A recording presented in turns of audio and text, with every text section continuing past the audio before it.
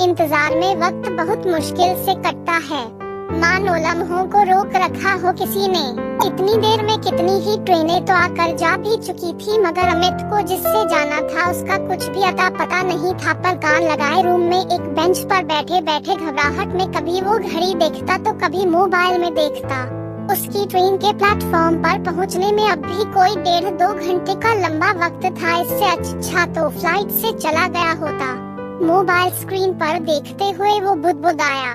उसकी झल्लाहट बढ़ने लगी थी, क्योंकि वो उस शहर से जितनी जल्दी निकल जाना चाहता था उसे उतनी ही देर हो रही थी।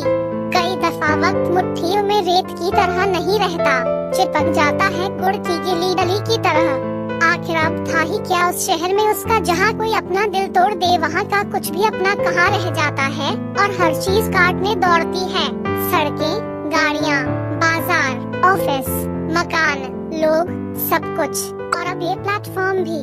तबीयत ठीक नहीं थी, बॉस को ये बताकर एक लंबी छुट्टी का इरादा करके निकला था और चलते चलते लेटर भी मेल ड्राफ्ट में सेव कर लिया था। अगस्त की वो शाम बारिश की कुछ बौछारें लेकर आई, मगर वो अमित को अच्छी नहीं लगी। हालांकि बारिश उसे बेहद पसंद थी।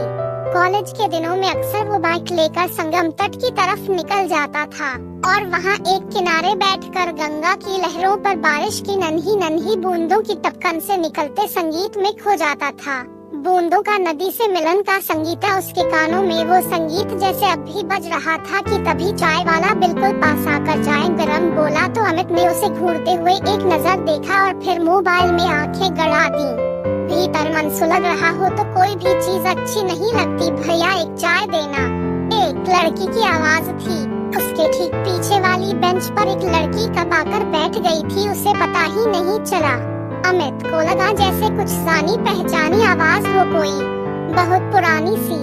चाय देकर चाय वाला प्लेटफॉर्म की ओर भागा। वहाँ फिर कोई ट्रेन आ खड़ी हुई थी। कौन हो सकती है वो लड़की? अमित अपने दिमाग पर जोर डालने लगा, लेकिन ट्रेन के इंतजार ने उसे इतना बोझिल बना दिया था कि वो कुछ सोच ही नहीं पाया। उसको उलझन सी होने लगी। उसका मन हुआ कि वो थोड़ी देर प्लेटफॉर्म पे घुमाए, मगर दो बड़े बैग लेकर इधर उधर टहलना कुछ मुश्किल था, इसलिए बैठा रहा। उसने आहिस्ते से पीछे देखा। बेंच पर बैठी वो लड़की ट्रेन डिस्प्ले की मात्रा पर बड़े गौर से देख रही थी। शायद उसे भी अपने ट्रेन का इंतजार था। प्लेटफॉर्म पर आते आते वो कुछ भीग गई थी, जिसकी वजह से कंधों और पीठ पर फैले उसके गिले बालों की एक भीनी खुशबू नम हवा में बिखर गई थी।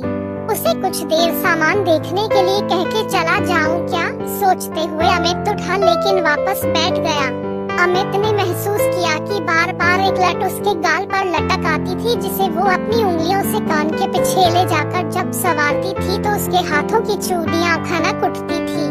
अमित उसकी तरफ दोबारा घुमा ही था कि उसके आहट पर वो फिर से लटकाए लट को कानों के पीछे ले जाती हुई पलटी। और तुम? दोनों ने चौंक कर एक साथ कहा। किसी मोड़ पर पुराने दोस्त से अचानक मिलना कितना अच्छा लगता है ना, जैसे बरसों से अलमारी में बंद कोई बहुत पुराना एल्बम हाथ लग जाए, वो जिसमें हमारी पुरानी शक्लें मुस्कुरा रही होती है। अमित के सामने एक खूबसूरत तस्वीर उभर आई तो उसकी उलझन कहीं गुम हो गई। वही आवाज और गजल के दो मिसरों की तरह, वही होंठ जिन पर हर वक्त कोई धुन ठहरी रहती थी, वही चेहरा और उस पर वही एक कत्थई आंखें जिनमें अलहदा से ख्वाब रहा करते थे, वही पेशानी और उस अब्र, वही हल्की शिकन जिसमें ना जाने कितने सवाल बसा करते थे। बीते 7-8 सालों में उम्र के तकाजों ने उसको ज्यादा नहीं बदला था। हाँ, अगर कुछ बदला था तो ये कि उसके मांग में सिंदूर और गले में मंगलसूत्र आ गया था और उसकी कलाइयाँ चूड़ियों से भर गई थी।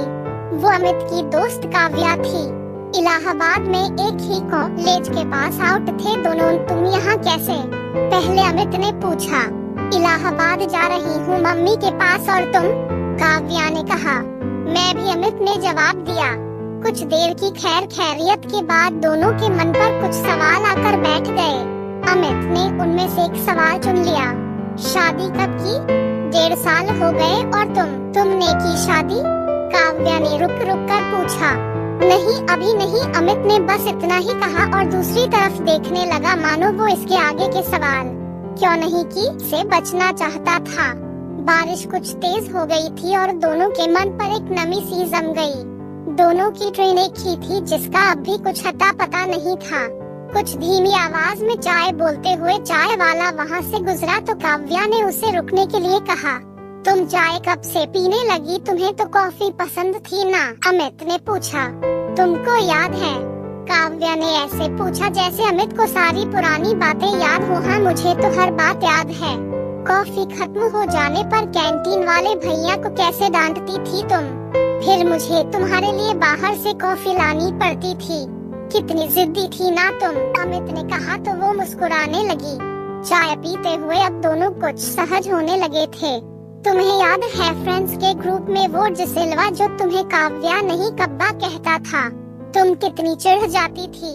अमित ने छेड़ते हुए कहा। हाँ हाँ याद है, काव्या ने कहा और उसकी आंखें अमित के चेहरे पर टिक गई, जैसे पूछना चाहती हो कि और क्या क्या याद है। तुम्हारा परेशान होना अच्छा नहीं लगा था। मुझे तो एक दिन डिसिल्वा से कहा कि वो तुम्हें कविता कहा करे या कहा करे, और उस दिन कितनी खुश हो गई थी तुम। चाय की आखिरी सिप के साथ अमित ने कहा।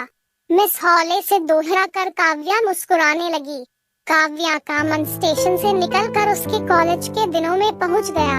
उसे उम्मीद नहीं थी कि कोई इस तरह अचानक मिल जाएगा और बरसों से शांत पड़े उसके मन के तारों को। जब पुरानी यादें आकर कुछ देर के लिए आंखों में ठहर जाती हैं, तो सामने का हर मंजर वैसे ही दिखने लगता है जैसे हम किसी खूबसूरत वक्त को जी चुके होते हैं। काव्या की आंखों में प्लेटफॉर्म अब कॉल बन गया था, जॉब जिसमें 7-8 दोस्तों के साथ मस्तियाँ करता अमित नजर आने लगा। Most romantic love story in Hindi. वो भी क्या दिन थे जब जिंदगी जिंदगी हुआ करती थी और ख्वाब की गलियाँ कितनी रोशन थी। कितना प्यारा ग्रुप था ना हमारा? काव्या ने अमित की तरफ प्यार से देखते हुए कहा। हम अमित ने जवाब दिया और उसकी तरफ देखने लगा। आज सब अपनी अपनी दुनिया में कितने खुश है ना? काव्या ने नरम लहजे में कहा। हाँ, हम बहुत लकी हैं कि हमको बहुत अच्छे दोस्त मिले, तुम जैसे दोस्त। अमित ने जैसे काव्या का हम ख्याल बनकर।